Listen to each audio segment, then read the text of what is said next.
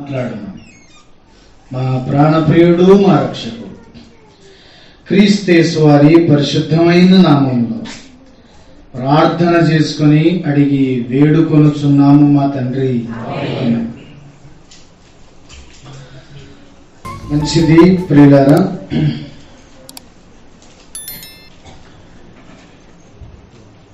దేవుని వాక్యములో సంఖ్యాకాండంలో నుంచి ఒక మాట మనం చదివాం.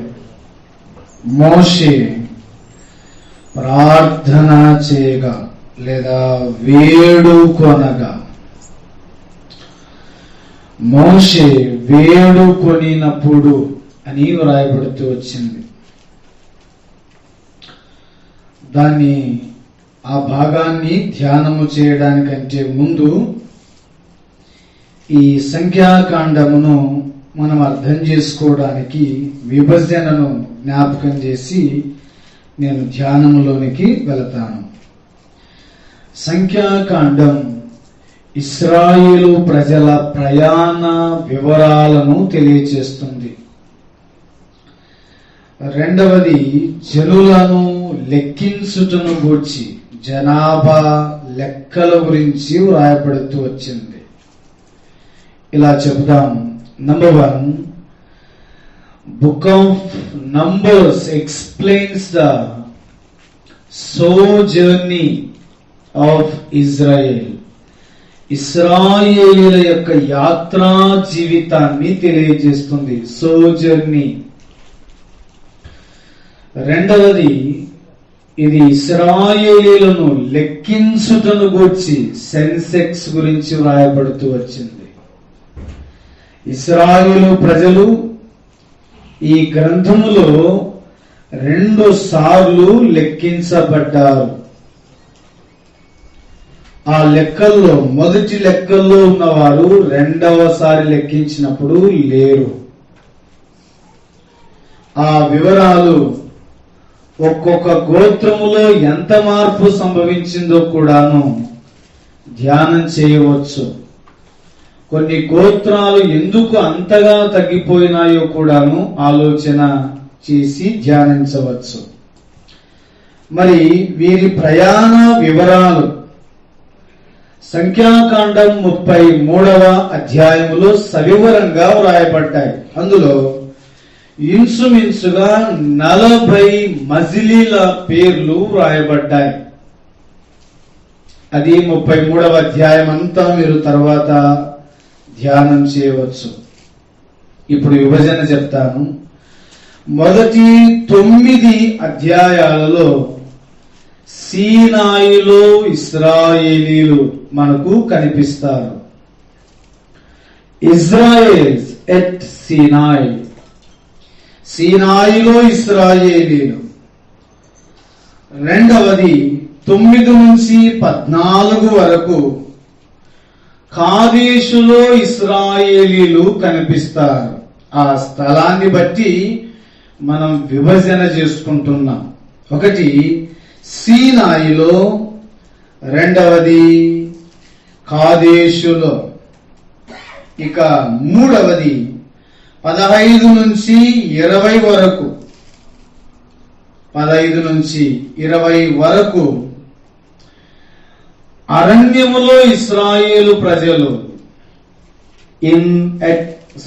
ఇన్ విల్డర్నెస్, అరణ్యములో ఇశ్రాయేలు ప్రజల యాత్ర. ఆఖరిది 5వది, 4వది 21 నుంచి ఆఖరి వరకు మోయాబులో ఇశ్రాయేలీలు. మోయాబులో ఇశ్రాయేలీలు.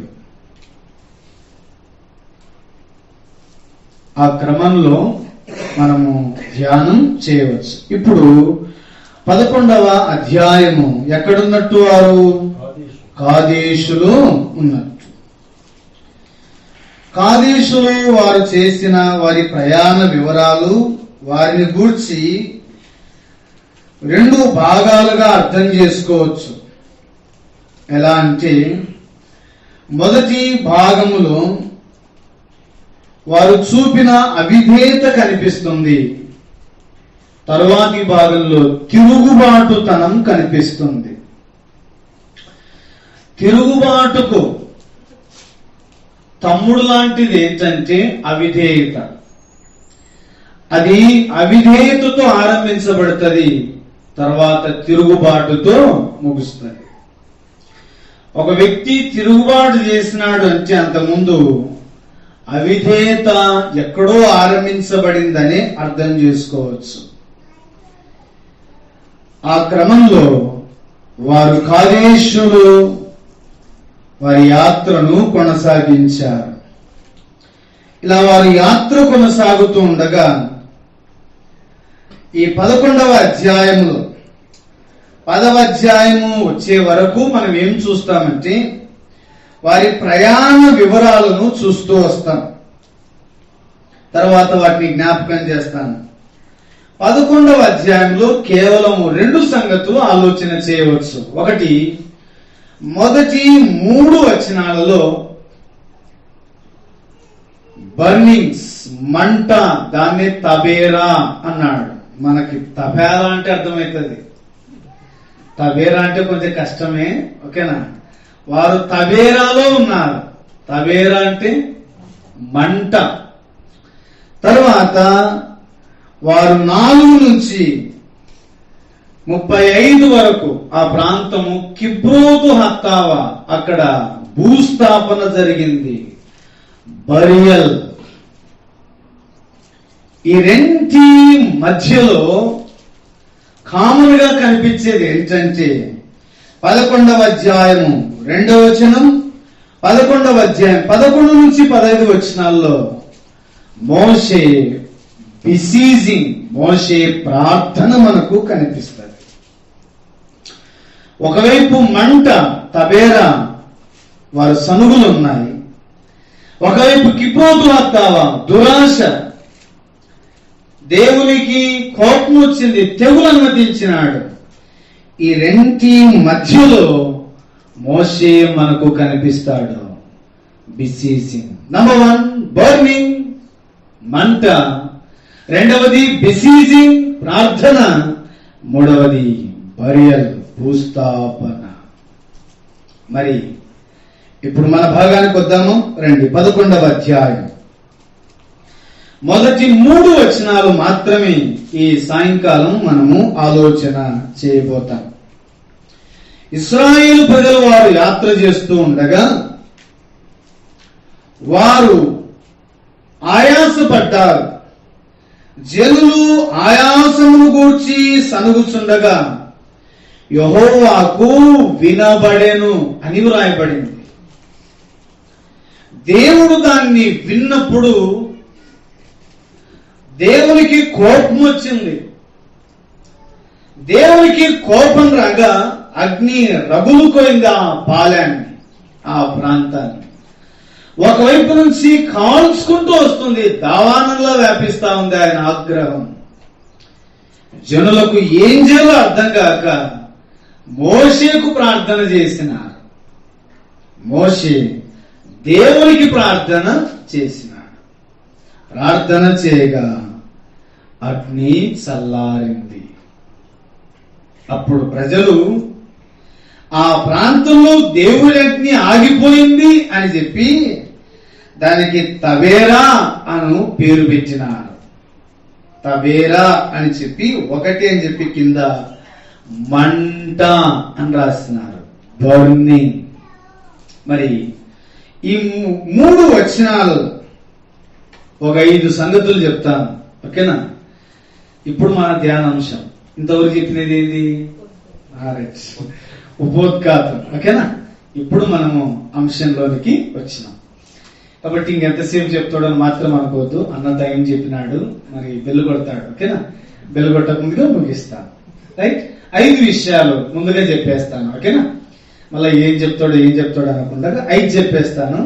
సమయం అందుబాటును బట్టి కొనసాగిస్తూ ముందుకెళ్దాం. నంబర్ 1, 1వది ఆయాసపడిన ఇశ్రాయేలు ప్రజలు. 1వది ఆయాసపడిన ఇశ్రాయేలు ప్రజలు.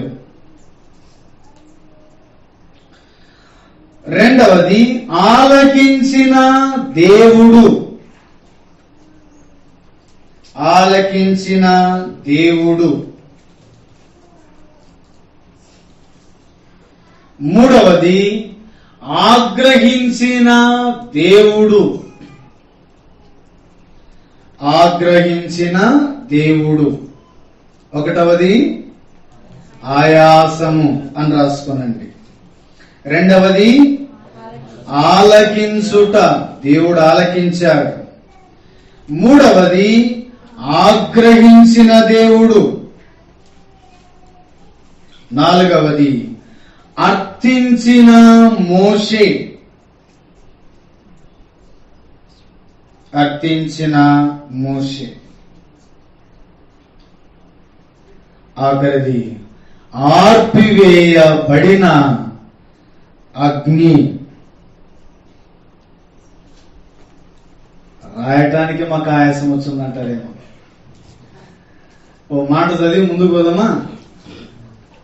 అపోస్తల కార్యాల గ్రంథం పౌలు మాట అంటాడు, ఈ సందర్భంగా గుర్తొచ్చింది.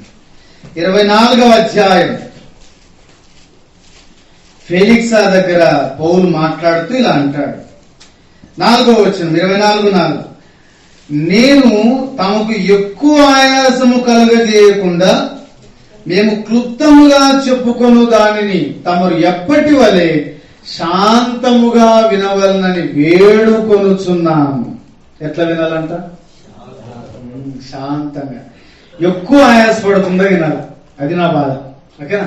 కాబట్టి మీరు ఎక్కువ ఆయాసపడితే ఆయాసం గురించి చెప్పలేదు, మళ్ళీ నేను ఆయాసపడాల్సి వస్తుంది. Okay, right. కాబట్టి సో నేను తమకు ఎక్కువ ఆయాసం కలగజేయకుండా మాట్లాడతాను. అయితే మీరు ఎట్లా వినాలా? శాంతంగా వింటే, ప్రశాంతంగా వినగలిగితే సరిపోతుంది. రండి ఇప్పుడు వద్దాము 11వ అధ్యాయం మొదటి భాగాన్ని అలా నోట్ చేసుకుందాం. నంబర్ 1, ఆయాసపడిన ఇశ్రాయేలీయులు. 11వ అధ్యాయం మొదటి వచనం. జనులు ఆయాసమును గూర్చి సనుగుచుండగా జనులకు ఆయాసం వచ్చింది. ఆయాసం అంటే డిస్ప్లీజ్, డిస్గ్రేస్. వారు ఇష్టపడట్ల, కొంత ఇబ్బంది పడుతున్నారు.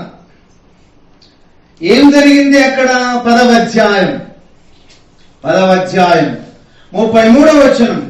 వారు యెహోవా కొండ నుండి 3 దినములు ప్రయాణము చేసి. యెహోవా కొండ అంటే సీనాయి పర్వతం.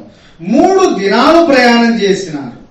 వారికి విశ్రాంతి స్థలము చూచుటకు ఆ 3 దినాల ప్రయాణంలో యెహోవా నిబంధన మందసం వారికి ముందుగా సాగెను. 35. ఆ మందసము సాగినప్పుడు మోషే, యెహోవా లెమ్ము, నీ శత్రువులు చెదిరిపోదురుగాక, నిన్ను ద్వేషించు వారిని ఎదుటి నుండి పారిపోదురుగాక నేను. అది నిలిచినప్పుడు అతడు, యెహోవా ఇశ్రాయేలు వేవేల మధ్యకు మరలా రమ్మని. అంటే ఒక మాటలో చెప్పాలంటే వారి యాత్ర ఎలా కొనసాగింది, మార్గం ఎలా కొనసాగింది అంటే, మందసము బయలుదేరితే వాళ్ళు బయలుదేరతారు, మందసము ఆగితే వాళ్ళు ఆగుతారు. ఇది జరిగింది. ఇశ్రాయేలీలు జనులు ఆయాసమును గూర్చి సనుగు కొనగా. ఇంకో మాట 21వ అధ్యాయం కొద్దామా? 4వ వచనం. వారు ఎదోమును చుచ్చిపోవాలని హోరు కొండ నుండి ఎర్ర సముద్రపు మార్గముగా సాగినప్పుడు మార్గాయాసము చేత జనుల ప్రాణము సొమ్మసిల్లెను. 21:4. ఎందుకు వచ్చింది ఆయాసం అయ్యా అంటే, మార్గాయాసము, ప్రయాణమును బట్టి ఆయాసము, మార్గమును బట్టి ఏమొచ్చింది? వాళ్ళకి ఆయాసం వచ్చింది. వాళ్ళేం కొత్త మార్గంలో ఏమన్నా నడిచినారా? వాళ్ళేమన్నా రోడ్డు వేసుకొని నడిచినారా? ఏం నడచలే. మనం కూడా ప్రయాణాలు చేస్తూ ఉంటాం. కొన్నిసార్లు విసుగొచ్చది. ఎప్పుడొచ్చదా, ఎప్పుడైపోతుందా, దిగిన తర్వాత అమ్మయ్యా అని అనుకుంటాం కదా. అట్లా ఇశ్రాయేలు ప్రజలు వారు దేని చేత ఆయాసపడుతున్నారంట? మార్గాయాసము. నంబర్ 1, డిస్ప్లీజ్డ్ విత్ వేస్. మార్గములను బట్టి ఆయాసం వచ్చింది. వారు వినిపించబడిన వారే, వారు ఐగుప్తులో నుంచి వచ్చిన వారే, వారు గొర్రెపిల్ల రక్తం ద్వారా బయటకు వచ్చిన వారే, వారు అద్భుతాలు చూసిన వారే, వారు దేవుని తీర్పును ఎరిగిన వారే. వారు అరణ్యములో 40 ఏళ్ళు ప్రయాణం చేయాల్సి వచ్చింది. వారి జీవితాలను బట్టి వేరేదేమీ లేదు. అయితే వారి యాత్రలో వారు ఆయాసపడిపోతూ ఉన్నారు. కొంతమంది ఇట్లా అనుకున్నారు, ఆరంభంలోనే అన్నారు, సనుగులోనే మాట దగ్గర తర్వాత ఆలోచన చేయవచ్చు. వారు రావటంతోనే ఎర్ర సముద్రం అడ్డు వచ్చింది, అక్కడ సరిగారు. రావటంతోనే శూరారణ్యం, రావటంతోనే మారా, రావటంతోనే రెఫీదీము, రావటంతోనే సమస్యలన్నీ వచ్చినాయి. ఈ సమస్యల సుడిగుండములో వారి మార్గములను బట్టి ఆయాసపడ్డారు.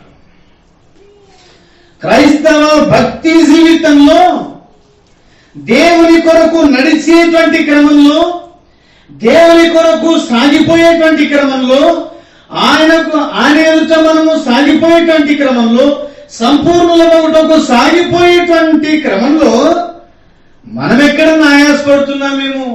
ఎందుకు వచ్చినాము ఊరికే బయటికి?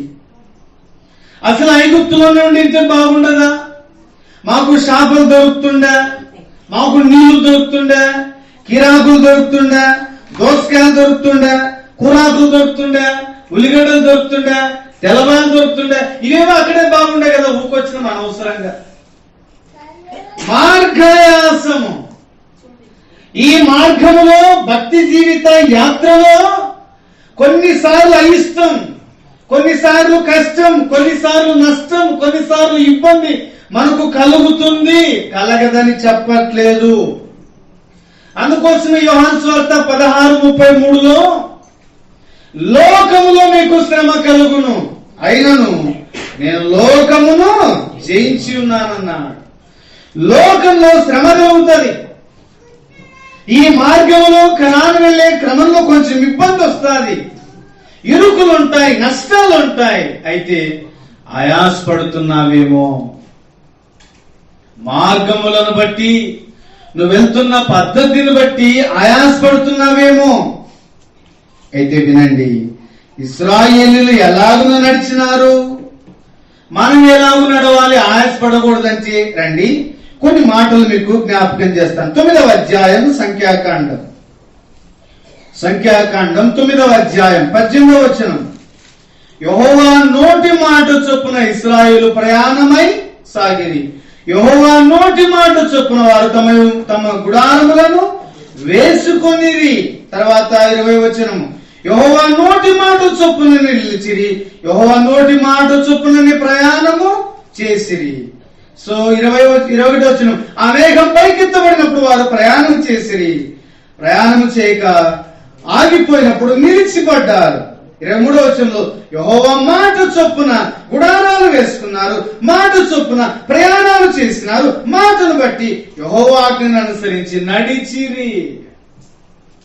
ఇన్ని మాటలు ఎందుకు చెప్పినాను తెలుసా? ఒకే ఒక మాట. ఎన్నిసార్లు ఉందన్నమాట? 6 సార్లు పైగా కనిపించింది. యెహోవా మాటను బట్టి, యెహోవా నోటి మాటను బట్టి, యెహోవా నోటి మాటను బట్టి నడిచినారు. మన మార్గములో, మన యాత్రలో వినండి, ఆయాసపడకూడదంటే ఆయన మాటను బట్టి జరగాలి. ఆయన మందసాన్ని బట్టి నడిచినారు. అయినా ఇశ్రాయేలు ప్రజలు వారు ఆయాసపడిరి అని వ్రాయబడుతూ వచ్చింది. ఆయాసం వస్తే వచ్చింది, వారు సనుగుకొనిరి. జనులు మార్గాయాసమును బట్టి వారి ప్రాణము సొమ్మసిల్లెను అని వ్రాయబడింది. ప్రాణము సొమ్మసిల్లిపోయింది, ప్రాణములకు నెమ్మది లేకుండా అయిపోయింది. మార్గాయాసం 1వది. ఇక 2వ ఆయాసం ఏంటి? లేవియాకాండం 26వ అధ్యాయం 16వ వచనం 26-16. నేను మీకు చేయనదేమనగా మీ కన్నులను క్షీణింపజేయనట్టు ప్రాణమును ఆయాసపరుచునట్టు తాపజ్వరమును క్షయరోగమును మీ మీదికి రప్పించదను. మీరు విత్తనములు మీకు వ్యర్థములగును, మీ శత్రువులు వాటి పంటను తినేదరు. రెండవది ఈ మధ్య భాగంలో చూడండి, నేను మీకు చేయనదేమనగా ఏం చేస్తున్నాడంట? ప్రాణమును ఆయాసపరుచునట్టి తాపకరమైన జ్వరం, తాపజ్వరము క్షయరోగమును మీ మీదికి రప్పించదను. Number 2, displace for weakness. బలహీనత వచ్చింది, రోగం వచ్చింది. ఎందుకు వచ్చింది రోగం? ఎందుకు వచ్చింది సమస్య? రండి 26వ అధ్యాయం 14వ వచనం. మీరు నా మాట వినక నా ఆజ్ఞలన్నిటినీ అనుసరింపక నా కట్టలను నిరాకరించిన ఎడల ఇదన్నీ వస్తాయి. నా ఆజ్ఞలు అనుసరించకపోతే ఇవన్నీ అని చెప్పి ఎక్కడి నుంచి 14వ వచనం నుంచి అటు వరకు 46వ వచనం వరకు ఇవన్నీ శాపాలు. ఒకవేళ చూడండి 26వ అధ్యాయం 3వ వచనము, మీరు నా కట్టలను బట్టి నడుచుకుని నా ఆజ్ఞలు ఆచరించి వాటిని అనుసరించి ప్రవర్తించిన ఎడల వచ్చే దీవెనలు ఎన్ని వచనాలు చెప్పినాడు? మొదటి 13 వచనాలు చెప్పినాడు. అంతేనా? నా పాయింట్ అర్థమవుతుందా? మొదటి 13 వచనాల్లో దేవుని మాట వింటే వచ్చే ప్రయోజనం చెప్పినాడు. 14 నుంచి 46 వరకు అనుసరించకపోవటం వల్ల వచ్చే నష్టాలు చెప్పినాడు. ఏది మెజారిటీ, ఏది మైనారిటీ? అంటే నా అనుసరిస్తారనేదే, అనుసరించరు అనేటువంటిదే. మాకేం అర్థం కాలేదని. అనుసరిస్తే వచ్చే దీవెనలు మొదటి 13 వచనాల్లోనే చెప్పినాడు. ఓకేనా? అనుసరించకపోతే వచ్చే నష్టాలు 14 నుంచి 46 వరకు చెప్పినారు. ఏది మెజారిటీని? రైట్. సో 14 నుంచి 46 వచనాల వరకు వచ్చే నష్టం చెప్పినాడు. ఇది అర్థం కాకపోతే ఇంకో మాట చూడండి, ద్వితీయోపదేశకాండం 28వ అధ్యాయం 28వ అధ్యాయం మొదటి వచనం.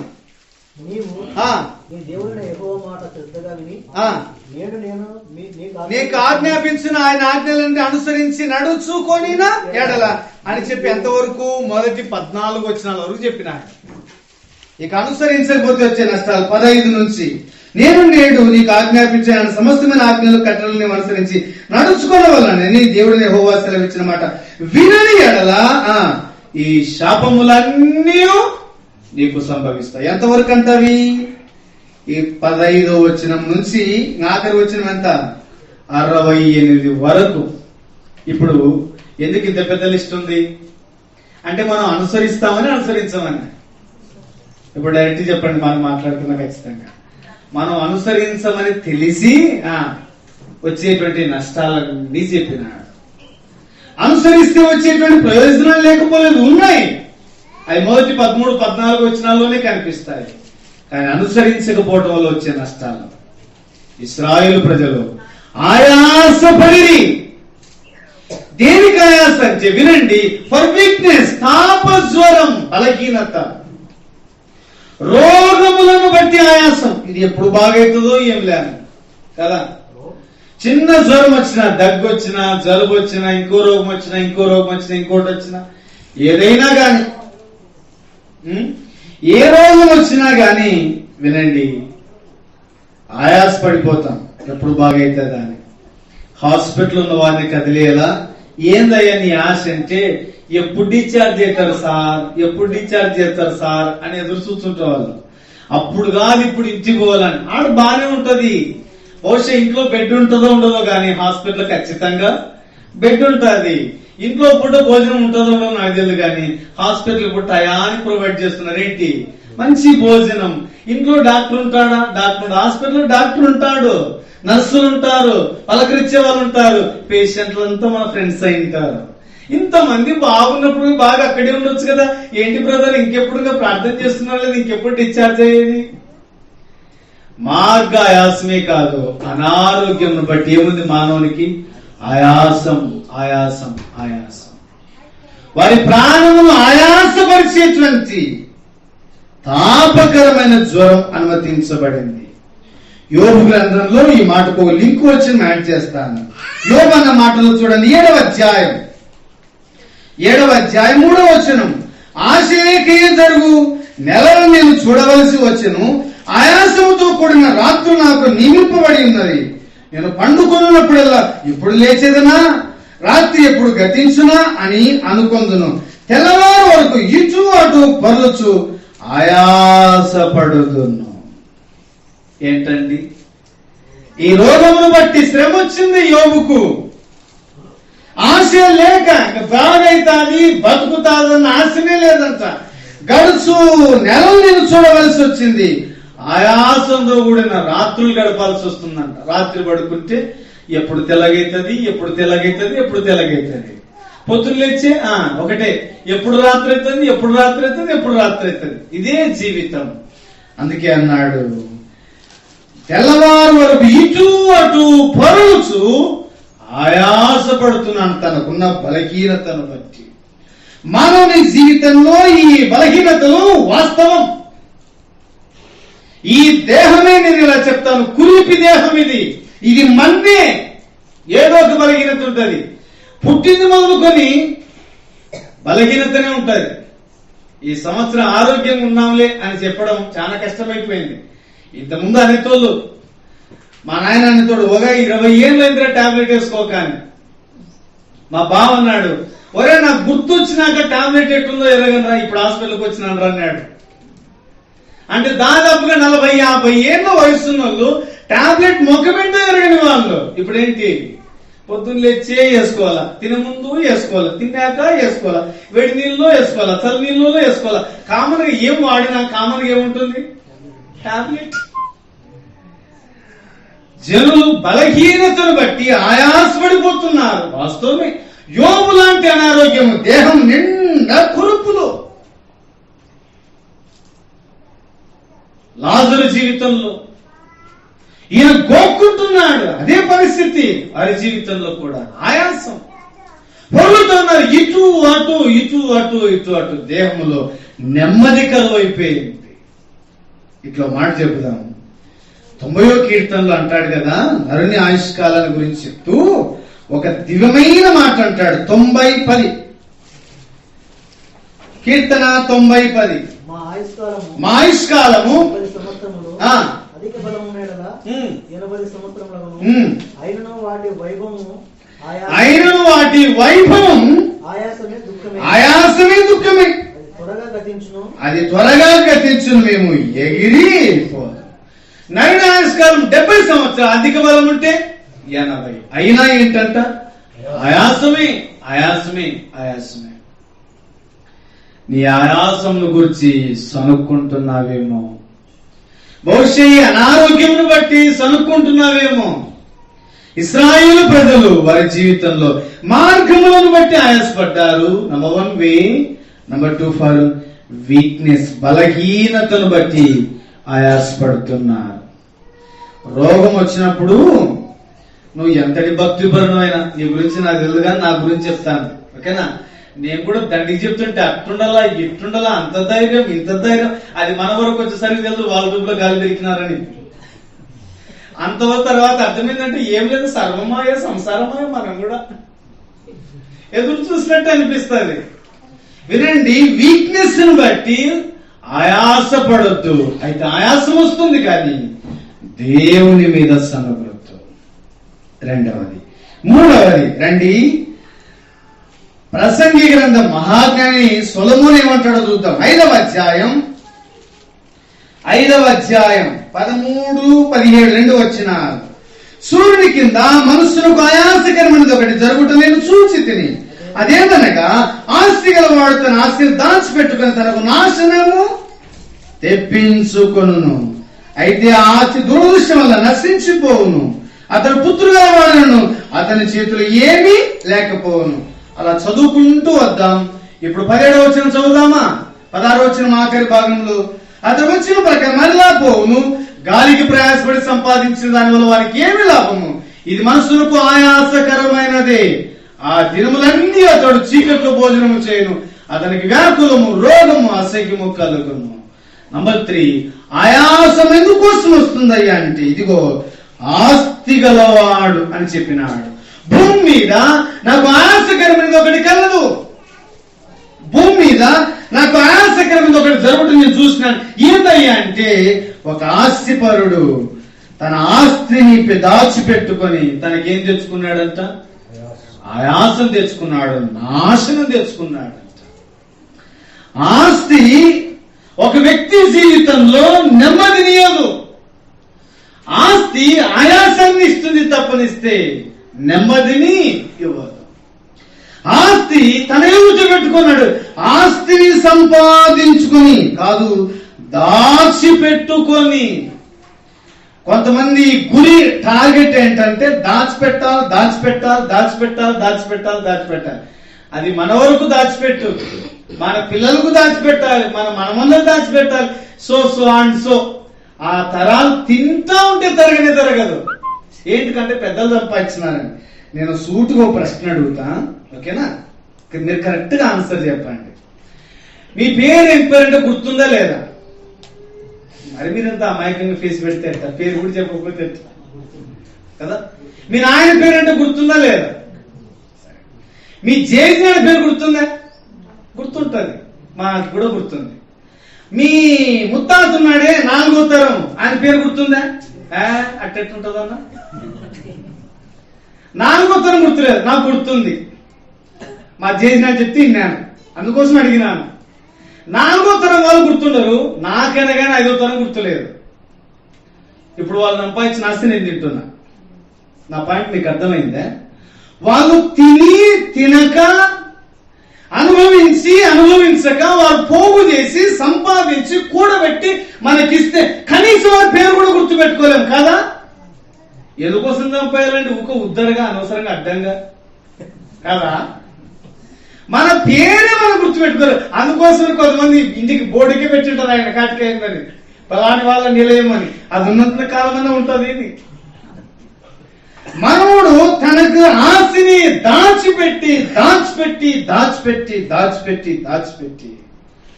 ఆయాసపడుతున్నాడు, నష్టపోయి. మానవుని జీవితంలో వినండి, ఆస్తి ఆయాసాన్ని ఇస్తుంది. తను కన్నులు దృష్టి పెట్టుకోవడం తప్పనిస్తే దానివల్ల ప్రయోజనం ఏమని ఇక్కడే రాయబడింది. చూడండి, 4వ అధ్యాయం 10-11 వచనాలు దివ్యమైన మాటలు రాయబడ్డాయి. 5-10-11. ద్రవ్యమును అపేక్షించేవాడు ద్రవ్యం చేత తృప్తి నొందడు, ధన సమృద్ధిని అపేక్షించేవాడు దాని చేత తృప్తి నొందడు. ఇది వ్యర్థమే.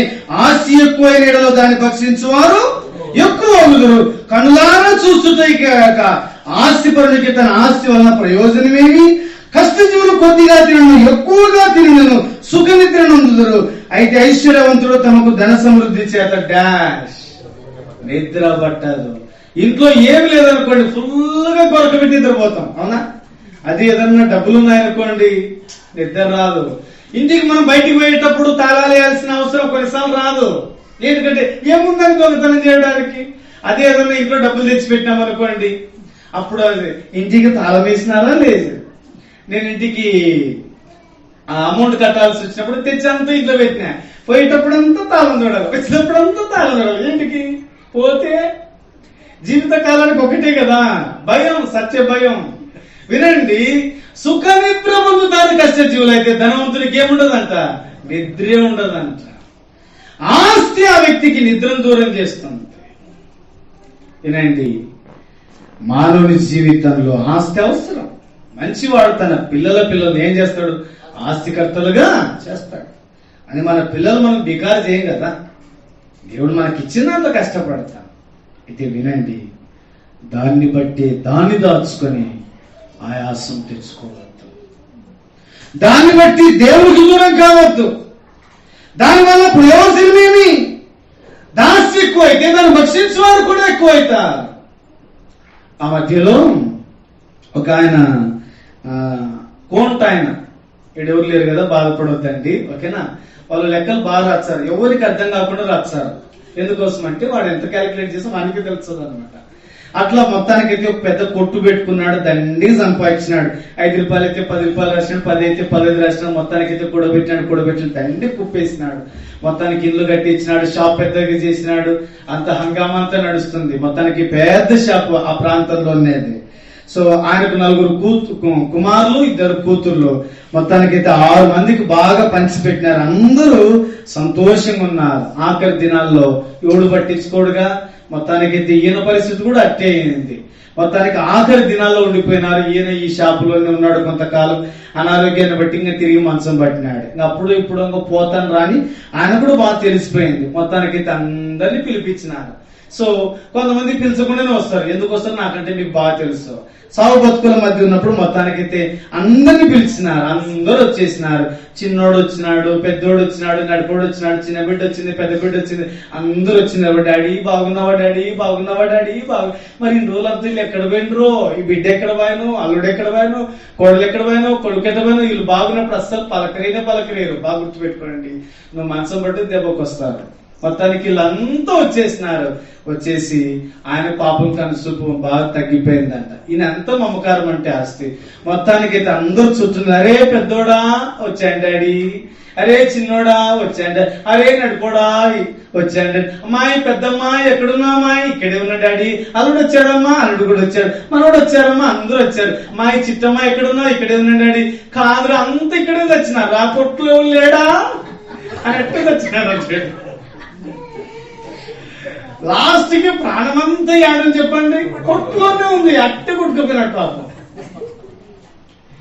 ఏనండి, మానవుని జీవితంలో ఆస్తి ఎంత ప్రభావం చూపుతుందో దాన్ని దాచి నాకు భూమి మీద ఆయాసకరమైనది ఒకటి కలదు. ఎప్పుడన్నా పక్షులు అట్లా ఆయాసపడంగా చూసినామా? అవి విత్తవు, కోయవు, కొట్టలో కూర్చుతున్నావు.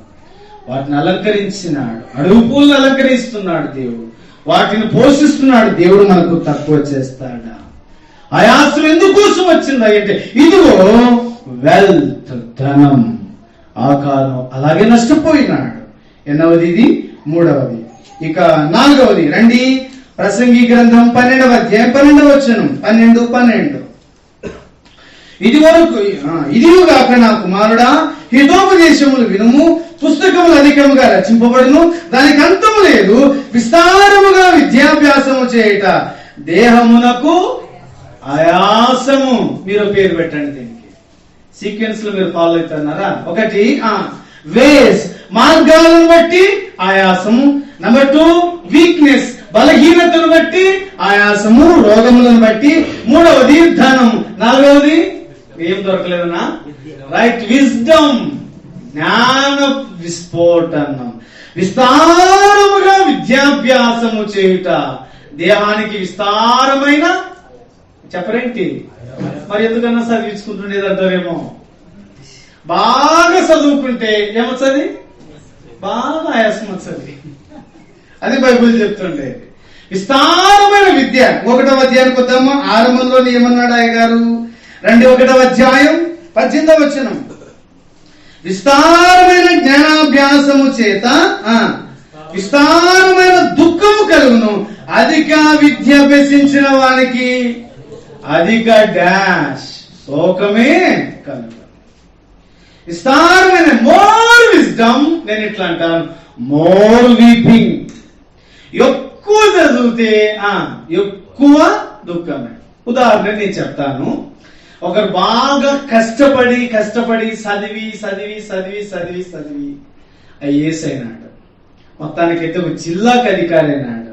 మొత్తానికైతే బాగా కష్టపడి చదివినాడు కదా, నీతి, న్యాయం, ధర్మం అంటూ ధర్మాన్ని 4 పాదాల మీద ఒక 5-6 నెలలు నడిపించాడు. తర్వాత నడిపించడం దండికొచ్చారు నీకు. మొత్తానికి అడ్డంగా నడిపించారు. వాళ్ళకి లొంగిపోతారు. నేరుగా నువ్వు కూడా అందులో పాల్పొంపులు పొందుతావు. దొరికిన తర్వాత ఒక ఐఏఎస్ ఆఫీసర్ అన్న మాట ఏంటంటే, నేను ఎందుకు ఐఏఎస్ అయినాను? జైలు పాలైనప్పుడు చచ్చిపోవాలనుకున్నప్పుడు, కుటుంబాన్ని వదిలేసినప్పుడు, భర్తను వదిలేసినప్పుడు, పిల్లలను వదిలేసినప్పుడు ఎందుకు ఈ ఉద్యోగం, ఎందుకు ఈ చదువు, ఎందుకు ఈ హోదా, ఎందుకు ఈ పేరు, ఎందుకు ఈ ప్రఖ్యాతి? 4 గోడల మధ్య ఊచ లెక్క పెట్టుకోవడానికేనా ఈ ఉద్యోగం? ఆయాసం కాదా? మోర్ విస్డమ్, జ్ఞాన విస్ఫోటనం జరిగింది. కనీసం ఇట్లా కూర్చొని ప్రశాంతంగా తినలేని వారు ఉన్నారు తెలుసా? కర్నూలులో పేరు మోసిన డాక్టర్ ఉన్నారు, పేరు డబ్ల్యూ సీతారాం. ఆయన తన దగ్గర పేషెంట్లు వస్తున్నప్పుడు అర్ధరాత్రి 2:30, 3 వరకు చూస్తూ ఆ కుర్చీలో ఇట్లా కూర్చొని చూస్తూ పేషెంట్ చూస్తూ నిద్రపోతాడు. ఏంటికి? ప్రజల మీద ఉన్న ప్రేమ. కనీసం దేహానికి రెస్ట్లెస్ గా పనిచేస్తున్నాడు. ఆయాసం కాదా? విస్తారమైన విద్య, విస్తారమైనటువంటి జ్ఞానం, దేహానికి ఆయాసం. ఆయాసం. అధిక విద్యను అభ్యసించిన వారికి అధిక శోకం కలుగుతుంది. మనకు దేవుడిచ్చిన జ్ఞానము దేవుడి కోసం వాడింది ఆయాసపడం, కానీ లోకరీత్యా వాడుకుంటేవో ఆయాసమే. నీల్ ఆర్మ్స్ట్రాంగ్ అంతరిక్షంలోకి వెళ్ళారు, యూరికా గారు అంతరిక్షంలోకి వెళ్ళారు, నీల్ ఆర్మ్స్ట్రాంగ్ చంద్రమండలం మీద అడుగు పెట్టినాడు, థామస్ ఆల్వా ఎడిసన్ బల్బు కనుక్కున్నారు. వారంతా సామాన్యులేం కాదు, జ్ఞానులే. ఆ జ్ఞానాన్ని దేవునికి అప్లై చేసినారు. నీ జ్ఞానం, నీ చదువు, నీ ఉద్యోగం, నీ సంపాదన అదేదైనా దేవునికి తరం కాదంటే నీకు ఆయాసమే, అది బాధనే. ఇంత చదువు చదువుకొని, ఇంత బాగా పేరు పొంది, ఇంత బాగా ప్రఖ్యాతి సంపాదించి, లాస్ట్ కి అన్ని పుస్తకాలు చదివి లాస్ట్ కి బైబిల్ చదవకుండా బిజీ అయిపోయినా. ఎందుకు వచ్చింది ఆ చదువులు? దేవుడు కావాల్సింది ఏంటంటే ఈ లోక జ్ఞానం కాదు, దేవుని గూర్చిన జ్ఞానం. ఈ లోక జ్ఞానం వ్యర్థమని బైబిల్ చెప్తుంది. అయితే వినండి, దేశంలో దేవుని గూర్చిన జ్ఞానం లేకపోవడం చూసి దేవుడు దేశ నివాసులతో ఏం చేస్తున్నాడంట? వ్యాజ్యమాడుచున్నాడని హోషేయ 4:1 రాయబడింది. 6లో అంటాడు, దేవుని గూర్చిన జ్ఞానం నాకు ఇష్టమైనది. ఇది వారి ఆయాసం, విజ్డమ్. ఇక 4వది, 1వది వేస్, మార్గాలను బట్టి ఆయాసం. 2వది రోగములను బట్టి ఆయాసం, వీక్నెస్. 3వది ధనమును బట్టి ఆయాసం. 4వది జ్ఞానమును బట్టి ఆయాసం. మలాకీ గ్రంథం 2వ అధ్యాయం 17వ వచనం, 2:17. చదవండి. మీ మాట చేత మీరు యెహోవాను ఆయాస పెట్టుచు, దేని చేత ఆయన ఆయాస పెట్టుచున్నామని మీరు అడుగుతున్నారే. దుర్మార్గులు యెహోవా దృష్టికి మంచివారు, వారి యందు ఆయన సంతోషపడు. లేక న్యాయకర్తకు దేవుడు ఏమాయని చెప్పుకున్నట్టు చేతనే కదా మీరు ఆయనను ఆయాస పెట్టుచున్నారు. ఇక రాసినాడు, మీ మాటల చేత. 8వది ఇది. 5వది, విత్ యువర్ వర్డ్స్, నీ మాటలను బట్టి ఏం చేస్తున్నాం? దేవుణ్ణి ఆయాస పెడుతున్నాం. మన మాటలను బట్టి వినండి, మనిషిని ఆయాస పెడతాము. అంత మాత్రమే కాదండోయ్, దేవుణ్ణి ఆయాస పెడుతున్నామంట. మళ్ళీ అంటారు వీళ్ళు ఇశ్రాయేలు ప్రజలు, దేని చేత ఆయాస పెట్టినాం? ఒకటే మాట, మాటల చేత. మీ మాటల చేత ఆయాస పెడుతున్నారు నన్ను. ఇశ్రాయేలు ప్రజలు దేవుణ్ణి ఆయాస పెట్టిన సందర్భాలు, మాటలు. అందుకోసమే సంఖ్యాకాండం 11వ అధ్యాయంలో వారు ఆయాసపడుతూ ఏం చేసినారంట? సనిగారు. అంత మాత్రమేనా?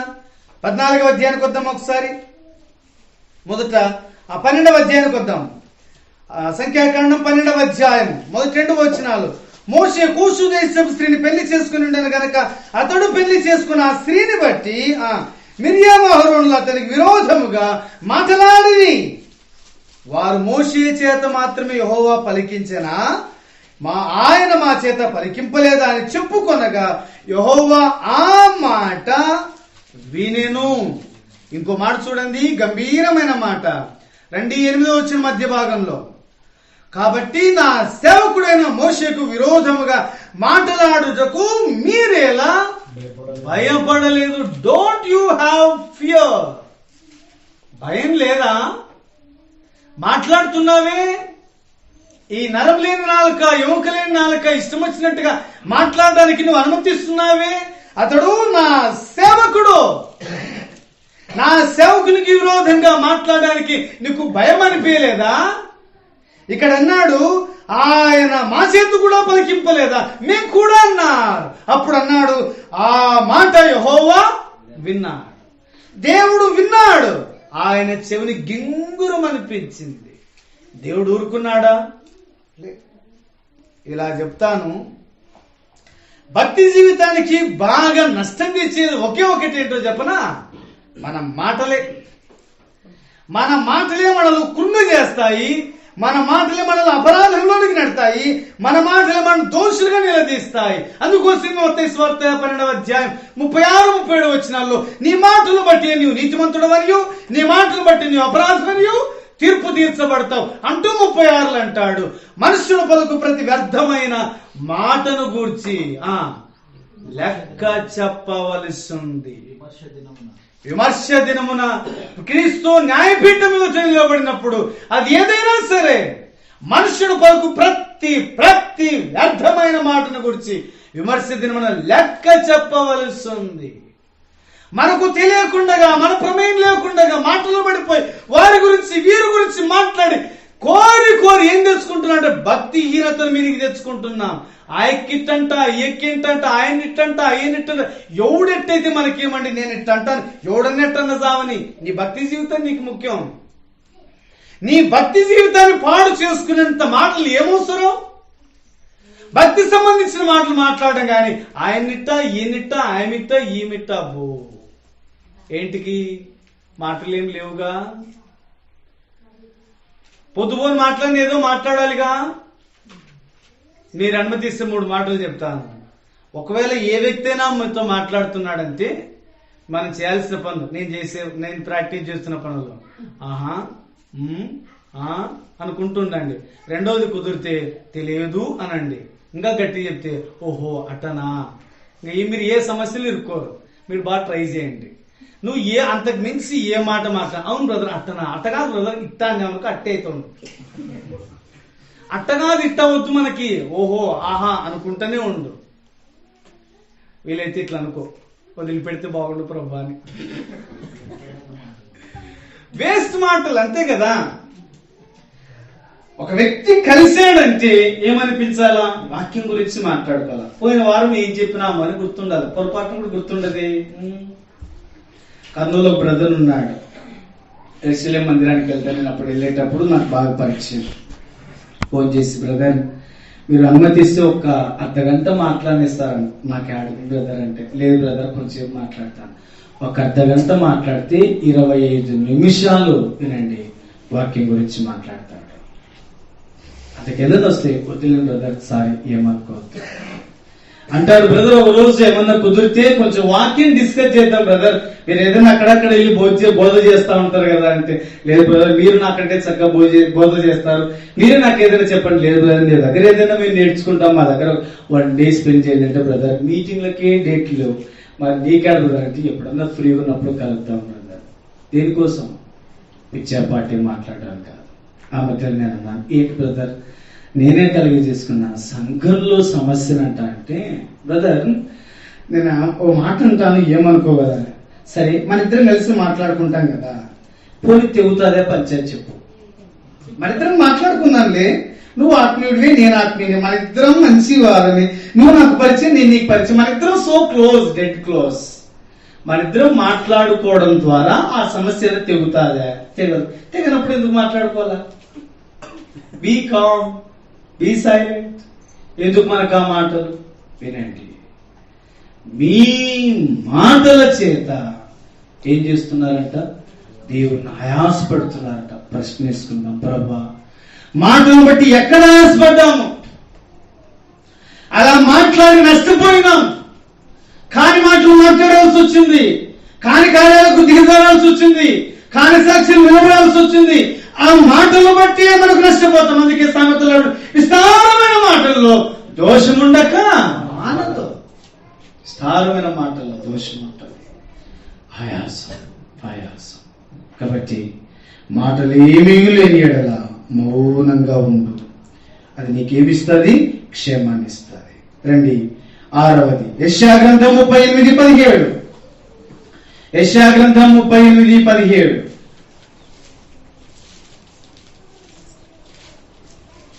నిక్కటమైన ఆయాసము నాకు నెమ్మది కలుగుటకు కారణమాయను.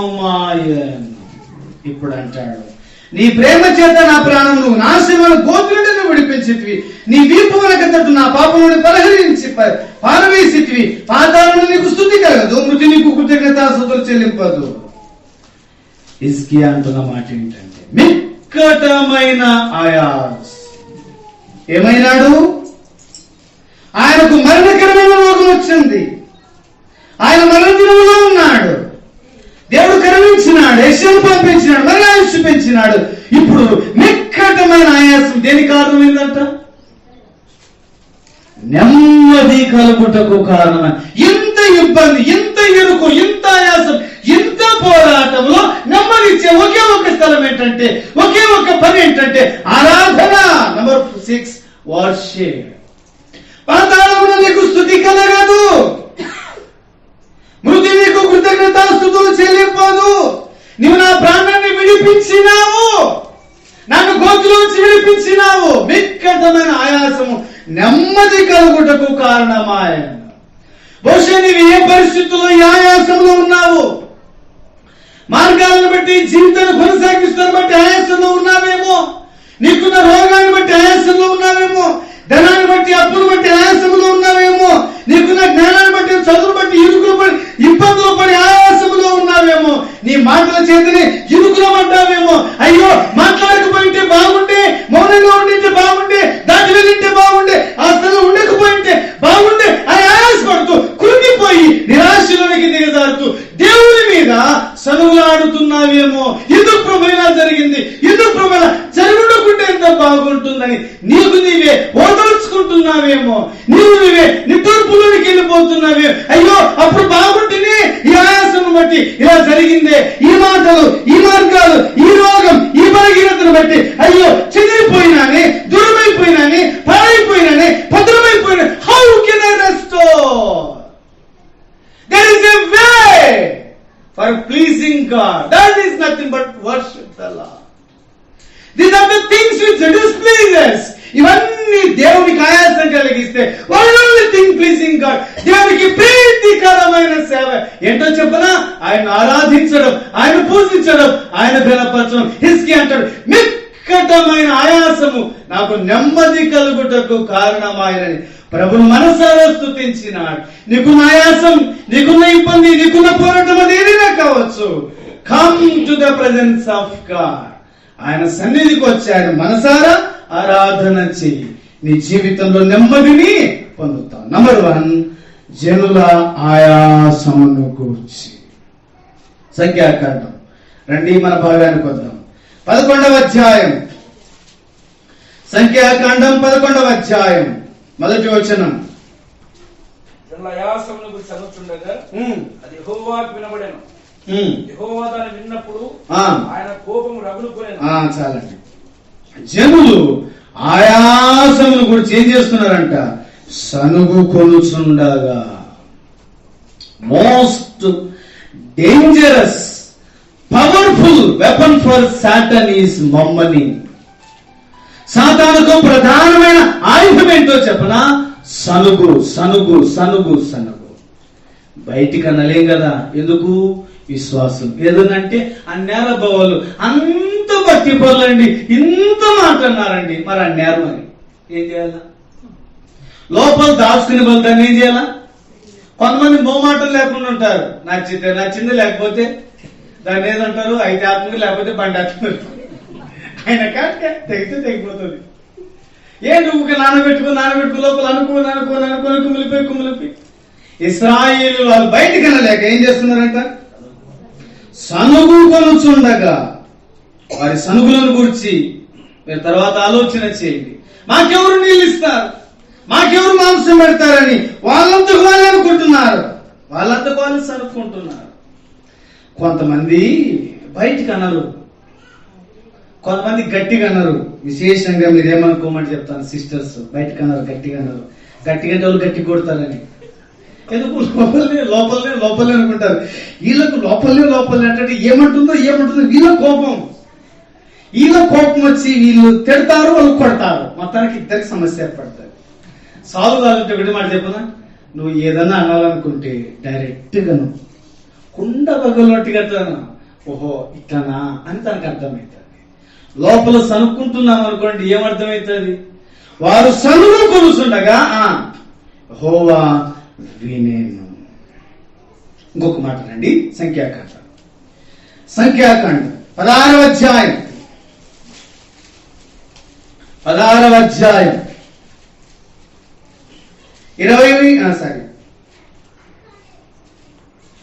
అధ్యాయానికి వద్దాం. 15:23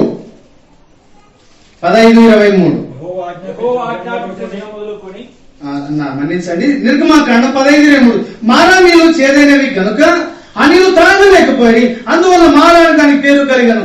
ప్రజలు మేమేమి త్రాగుదామని మోషే మీద సనుగు కొనగా 17వ అధ్యాయం 2వ వచనం 3వ వచనంలో ప్రజలు నీళ్లు లేక తప్పికొని మోషే మీద సనుగుచ్చు. 16వ అధ్యాయం 8వ వచనం, 16వ అధ్యాయం 2వ వచనం, 16వ అధ్యాయం 7వ వచనం. అదే సంఖ్యాకాండం 11వ అధ్యాయం 1వ వచనం. సనుగు కొనగా దేవుడు ఏం చేసినాడు? చాలా సార్లు మన భక్తి జీవితం యాడ్కొచ్చింది చెప్పనా, ప్రార్థన వింటాడు ఓ చేసేస్తాం. నువ్వు అనే మాటలు వినడా అట్లా అనుకుంటావు? ఇది విన్న దేవుడు నువ్వు 100కి 100 నమ్ముతావే ఏంటి? నా ప్రార్థన విన్నాడని. దేవుడు వింటాడు, ఖచ్చితంగా వింటాడు. ఆయన పేరే ఏం పేరు? కీర్తన 65:2లో కదా, ప్రార్థన ఆలకించువాడా సర్వశరీరం యొద్దకు. ఆయన పేరే ప్రార్థన వినేవాడు. ఆయన వినే దేవుడు. ఆ ప్రార్థన వినే దేవుడు ఈ సనుగులు వినడా? దేవుడు నీ మనసులో అనుకునేది దేవుడు వినబడదా? ఇంకో దివ్యమైన మాట చూపినా రండి. ప్రసంగి గ్రంథం రాజుల గురించి శపించి మాట్లాడేటప్పుడంతా సమాచారం వెళ్ళిపోతుందంట. 10వ అధ్యాయం 20వ వచనం. నీ మనస్సునందైనను రాజును శపించవద్దు, నీ పడక గదిలోనైనను ఐశ్వర్యంతులు శపించవద్దు. ఎలయనగా ఆకాశ పక్షుల సమాచారం కొనుక్కోను, రెక్కలు గలది సంగతి తెలుపును. మనస్సులు అనుకునేది పక్షులు మోసుకుపోతే మనం అనుకునే దేవునికి తెలియదా? దేవుని మనం మతలబు చేయలేం. బాగా గుర్తుపెట్టుకునండి. దేవునికి విరోధంగా సనగవద్దు. వారు సనిగి సంహారకుల నశించినాడు. 10:20 వచనం, ఆఖరి వచనం. వారు సనిగారు, సంహారకుల చేత నశించినారు. దేవునికి సమాచారం అంటే దేవుడు వింటాడు. అయితే వినండి, దేవుడు చూస్తాడు కూడా. ఆ సనుగులు విన్న దేవుడు వాటిని చూశాడు. వారు సనుగులను విన్నాడు. ఆయన వినేవాడు. ఏం మాట్లాడుకుంటామో కాదు, మనస్సులో ఏమనుకుంటామో కూడా వింటాడు. భక్తి జీవితంలో మనం భద్రంగా ఉండాలంటే ఒకటి మాటలు ఏమీ లేని యెడల మౌనంగా అది నీకు జ్ఞానం అని ఎంచబడుతుంది. మాట్లాడి నష్టం తెచ్చుకునే బదులు మౌనంగా ఉండి జ్ఞానాన్ని ఎంచబడటం మేలు. అందుకే అంటారు, కంచు మోగినట్టు కనకంబు మోగి. అది బాగా చెప్తాం, బాగా తెలుసు మనకు ప్రాసలు తెలుసు, పద్యాలు తెలుసు. దేవుడు తెలుసు. ఆయన ఆలకించేను. దేవుడు వినేవాడు. దేవుడు సనుగులను వినేవాడు. వినండి, ఆదికాండం 21లో హాగరు ఇష్మాయిల్ అల్లంతా దూరంలో పడేసి ఏం చేసింది? ప్రార్థన చేయలే, ఏడ్చింది. అంతేనా కదా? ఏడ్పు కూడా చూసినాడు లేదా? విన్నాడు లేదా? ఆ చిన్నవాని మొర యెహోవా దేవుడు సనుగులను వింటాడు, ఆ సంతాపములను కూడా వింటాడు. ఏడ్చుచుండగా వినను ఆ చిన్నవాని మొర ఆయన వచ్చింది. విన్నాడు. ఇశ్రాయేలుకి విరోధంగా మాట్లాడుకుంటుంటే విన్నాడు. ఏమైంది మరి? రండి 11వ అధ్యాయం 1వ వచనం 2వ భాగము. యెహోవా కోపం, ఆయన కోపము రగులుకొనెను. 3వది ఆగ్రహించిన దేవుడు. దేవుని ఆగ్రహం కట్టలు తెలుసుకుంది. అందుకోసం ద్వితీయోపదేశం 32:22 అంటాడు, ఆయన కోపాగ్ని అన్నాడు. కోపము ప్లస్ అగ్ని, కోపాగ్ని. దేవుని కోపం వచ్చింది. దేవుని ఆగ్రహం, దేవుని కోపం పుట్టించినాడు.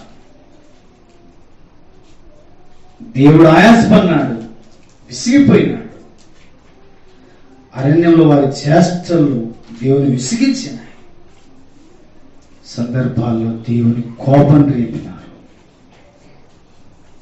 వినండి, దేవుని కోపము రగులుకోగా ఏమొచ్చిందంట?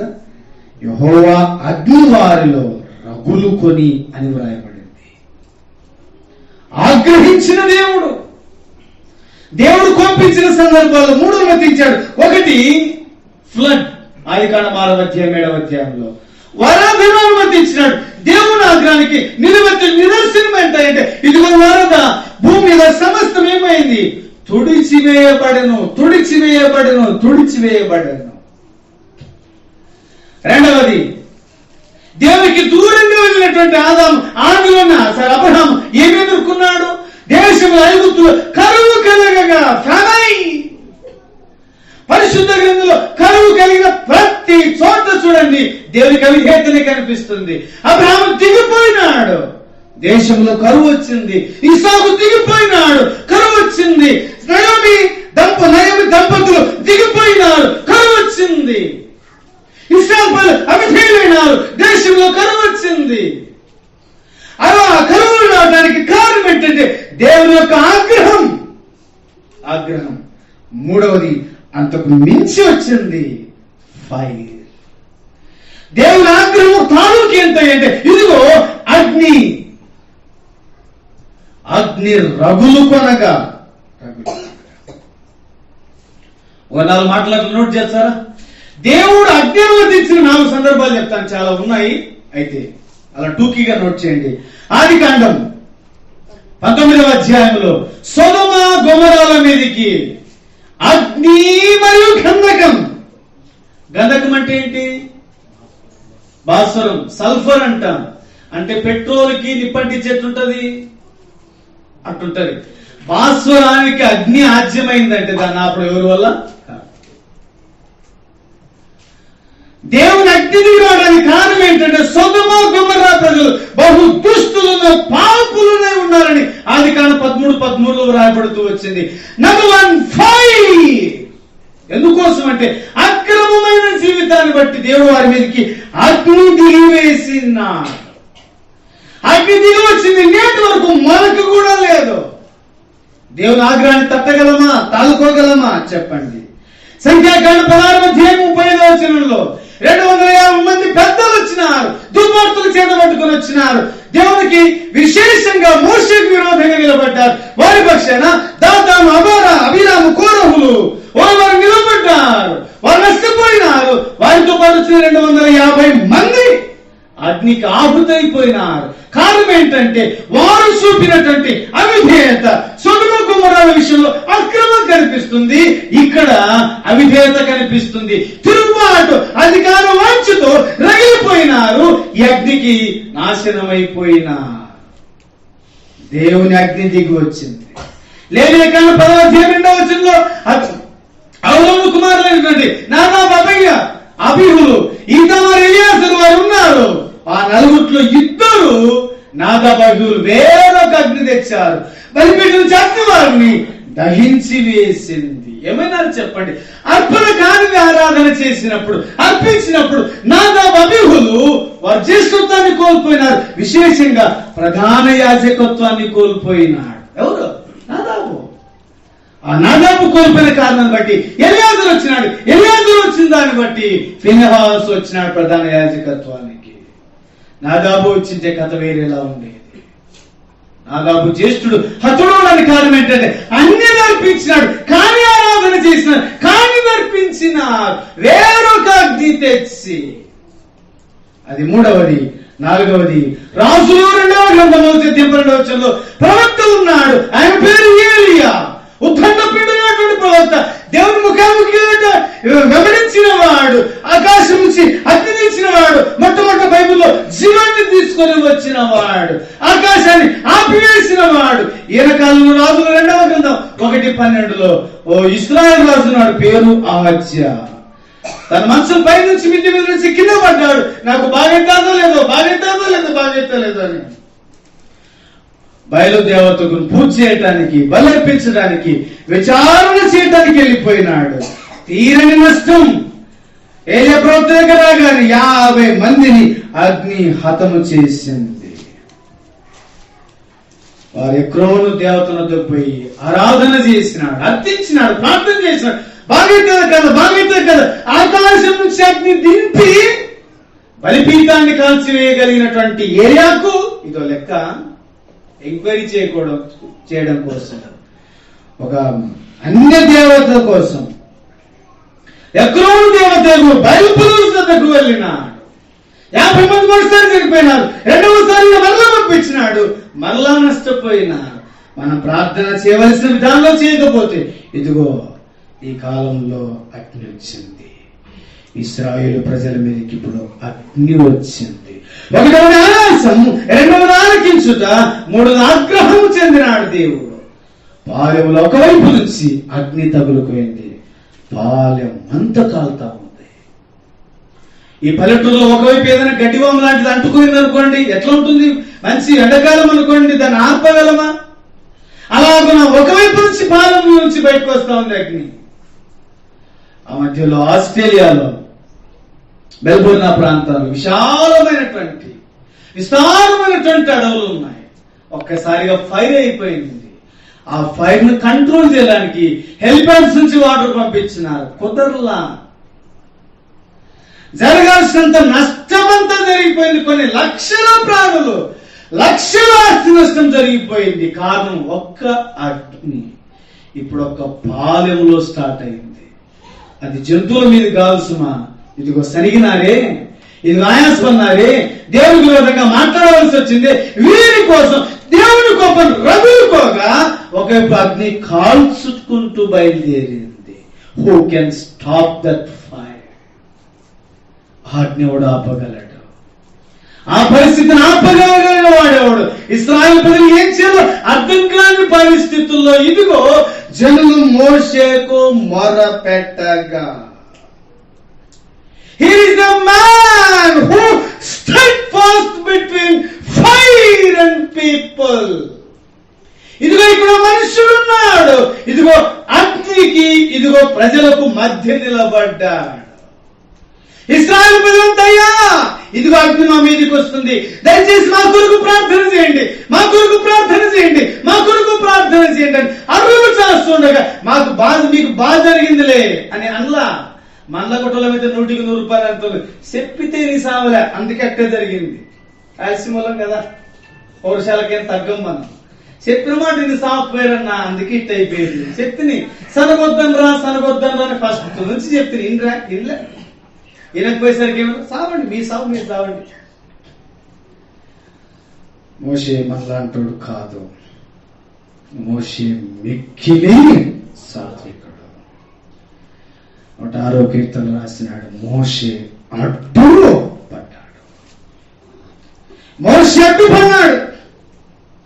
యెహోవాను వేడుకొనగా అర్థించిన మోషే అడ్డుపడ్డాడు. ఇదిగో ఈ సాయంకాల వేళ ఈ నా మాటలు వింటున్న ప్రియ సహోదరుడా, సహోదరి, మానవాళందరి మీదికి రక్త మాంసాలు కలిగిన ఏ వ్యక్తి అయినా కానీ దేవునికి దూరంగా జీవించి, దేవుని మీద సరిగి, దేవునికి తిరుగుబాటు చేసి, పాపంలో ఉండి పాపంలో కొనసాగి పాపంలో మరణిస్తే నిత్య నరకం, అగ్ని ఆత్మకు చావులే ఘోరమైన స్థలం అగ్నిగుండం కాల్చుకొని ఉంది. అది రగులుకుంటూ వస్తుంది. విశ్వాస్ గారి నీ స్పందన ఏంటి మరి? విశ్వాస్ గారి నీ బాధ్యత ఏంటి మరి? ఇదిగో సొదొమ గొమొర్రా మీదిగా అగ్ని దావానంలో దిగకుందిగే ఆదికాండ 18 రాయబడింది. అబ్రహాము ఇంకా యెహోవా సన్నిధిని నిలుచుండెనని వ్రాయబడింది. సొదొమ గొమొర్రా మీదకి అగ్ని రాకుండా ఆపగలిగిన ప్రార్థనాపరుడు అబ్రహాం అయితే ఆ రోజు అబ్రహాము ఆగిపోయినాడు, నిలిచిపోయినాడు. సొదొమ మీదకి అగ్ని రాలేదు. ఎప్పుడైతే ఆదికాండ 18 వచ్చిందో అబ్రహాము తన ఇంటికి వెళ్ళిపోయాను, యెహోవాను విడిచి వెళ్ళిపోయినా 19 ముగింపుకు వచ్చేసరికి మొలకు కూడా లేకుండా అయిపోయింది. ఈరోజు సజీవులుగా ఉన్నామంటే, క్షేమంగా ఉన్నామంటే, భద్రంగా ఉన్నామంటే ఇదిగో మన పక్షాన ప్రార్థన చేసే అబ్రహాములు ఉన్నారు. అబ్రహాము నువ్వైతే ఎంత బాగుండు. ఇశ్రాయేలు ప్రజలు 24,000 మంది హతులైపోతూ ఉండగా, తెగులు వ్యాపిస్తూ ఉండగా, ఇదిగో అడ్డుకట్ట వేసేటువంటి నాదులు లేక మోషే ఏం చేయాలో అర్థం కాని పరిస్థితుల్లో ఉండగా, ఇదిగో వారి పక్షాన నిలిచిన వాడు, ఆ తెగులు ఆపడానికి సాహసించిన వాడు ఫీనెహాసు అడ్డుపడ్డాడు, తెగులు ఆపివేసినాడు.